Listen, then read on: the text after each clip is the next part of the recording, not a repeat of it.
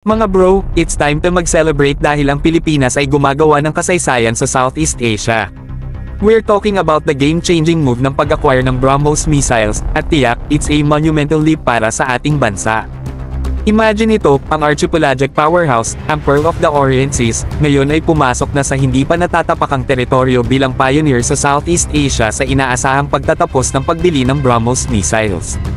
Hindi ito simpleng pagbili, it's a statement that echoes across the region. Ang BrahMos, ang supersonic cruise missile na binuo ng India at Russia, ay magiging bahagi na ng sandatahan ng Pilipinas. This missile is a force to be reckoned with, kilala sa kanyang precision, speed, at versatility. Parang pagdagdag ng isang powerhouse sa ating defense strategy, at it's sending ripples through the geopolitical landscape. Ngayon, let's break it down.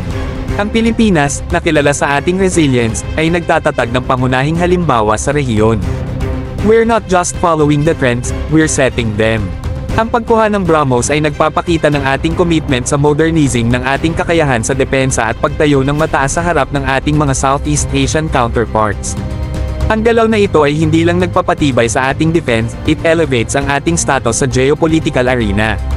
Hindi lang tayo mga taga-masid, we're influencers, at ang BrahMos missiles ay ang ating mga tool ng influence. Parang sinasabi natin, we're here, we're serious, and we're ready.